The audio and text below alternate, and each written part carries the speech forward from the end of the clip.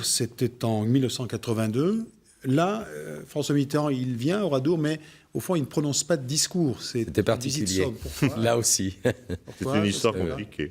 Parce qu'il a fait partie de ces parlementaires qui, justement, ont voté l'amnistie au moment du procès de Bordeaux. Et son nom était sur les listes de parlementaires affichés. Donc ces rapports avec Oradour sont des rapports complexes. C'est ça, absolument. Ouais. Vous étiez... J'étais très jeune à l'époque, mais je me rappelle qu'il y avait... Enfin, je me rappelle parce que mes grands-parents vivaient sur place, ils habitaient la commune.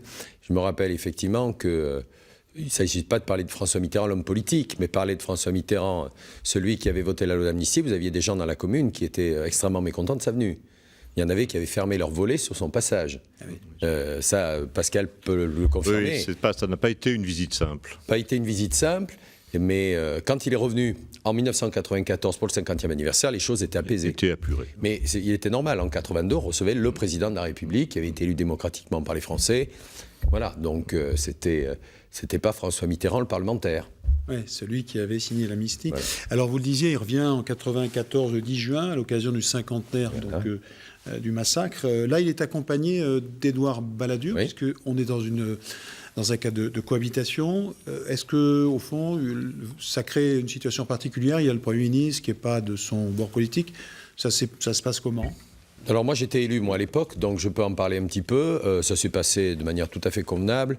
Je sais qu'ils sont arrivés effectivement, le président de la République François Mitterrand est arrivé avec Édouard Balladur, le Premier ministre. Il y avait aussi de mémoire Jacques Toubon qui était ministre de la Culture et il y avait Philippe Mestre qui était ministre d'anciens combattants. Et il était venu ce jour-là pour voir le projet, la maquette du projet du Centre de la Mémoire.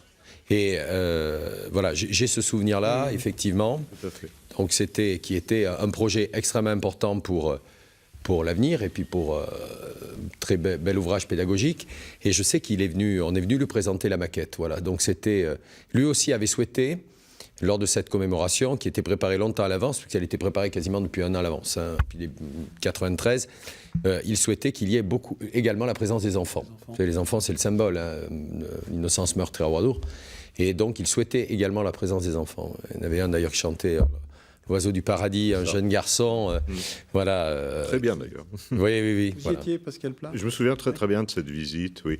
Et on entre aussi dans une ère commémorative un petit peu différente à partir de ces années-là. On a un peu apuré le passé, c'est ça? On commence à apurer un petit peu le passé, et puis c'est l'État qui se déplace par ceux qui le représentent. Et le problème de cohabitation ne s'est pas senti dans cette visite, en réalité. Et on voit très bien cette unanimité lors des chiffres ronds d'anniversaire. Le 25e, le 50e, etc. Ça va se dérouler comme ça maintenant sans que ça pose problème.